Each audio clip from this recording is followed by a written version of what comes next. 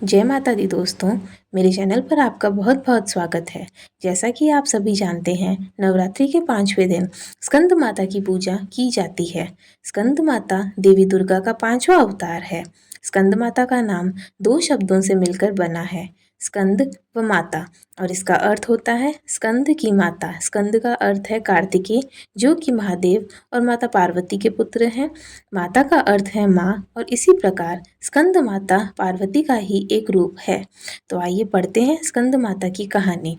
कथा। माँ स्कंद माता की 4 भुजाएं हैं। माँ एक हाथ में कार्तिकेय को पकड़े हुए है और उन्होंने दूसरे व तीसरे हाथ में कमल का पुष्प है। अपने चौथे हाथ से स्कंद माता अपने भक्तों को आशीर्वाद देती है। स्कंद माता की सवारी एक शेर है। स्कंद माता विशुद्धि चक्र की अधिष्ठात्री देवी है। विशुद्धि चक्र हमारे गले के उभरे हुए भाग के ठीक नीचे स्थित होता है। माँ स्कंद माता की सच्चे मन से पूजा करने से विशुद्धि चक्र जागृत हो जाता है, जिससे वरी की सिद्धि प्राप्त होती है। माँ स्कंद माता का वाहन मयूर भी है, इसलिए इन्हें मयूर वाहन के नाम से भी जाना जाता है।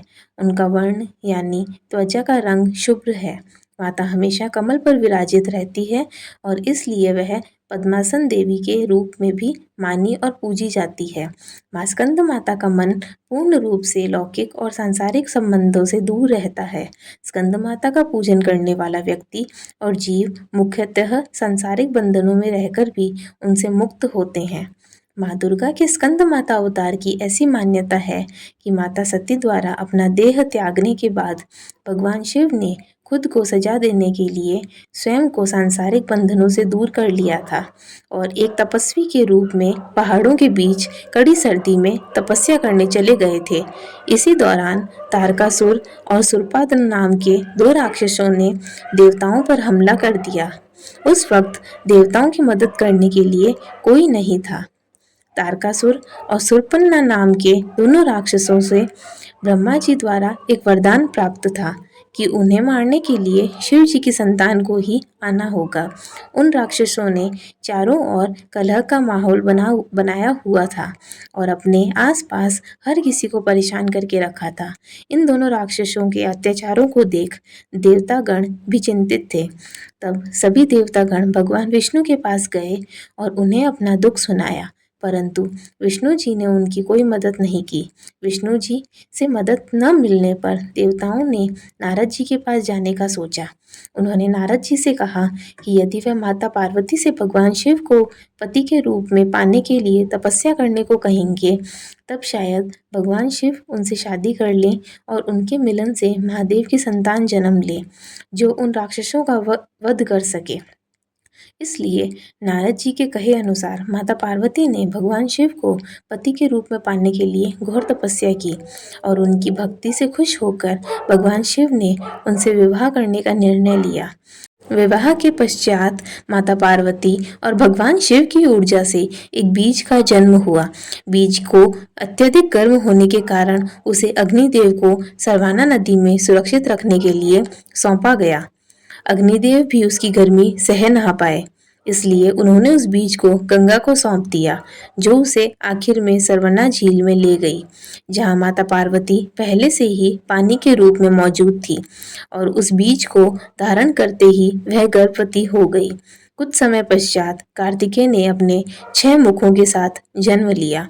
कार्तिकेय के जन्म के बाद उन्हें तारकासुर और शूर्पणखा का विनाश करने के लिए तैयार किया गया।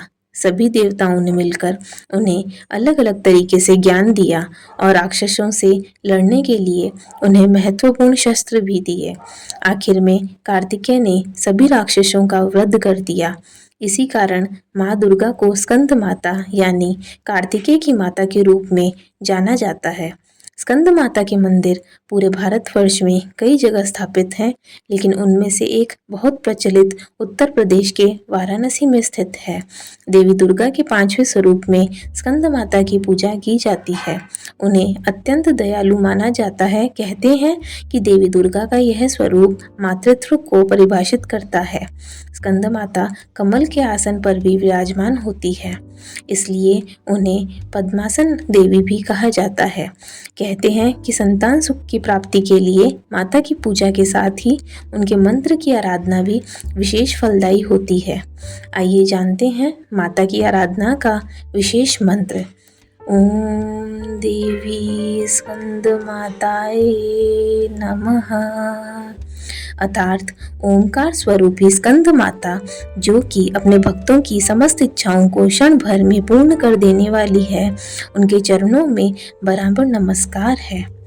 माँ स्कंद माता का आराधना मंत्र।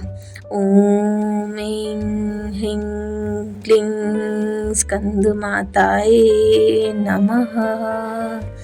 स्कंद माता की उपासना से बाल रूप स्कंद भगवान की उपासना स्वयं हो जाती है। माँ स्कंद माता की उपासना से उपासक की समस्त इच्छाएं पूर्ण हो जाती है। हमें भी स्कंद माता की शरण प्राप्त हो, यही प्रार्थना करनी चाहिए।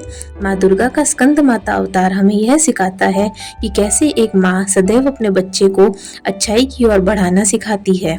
यदि कभी जीवन में बुराई का सामना करने के लिए शस्त्र भी उठाने पड़े तो माँ अपनी पूरा समर्थन देती है।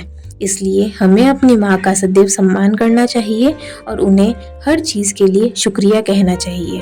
दोस्तों, वीडियो अच्छी लगी हो तो वीडियो को लाइक करना ना भूलें, कमेंट करें जय माता दी और चैनल को सब्सक्राइब करें। जय माता दी।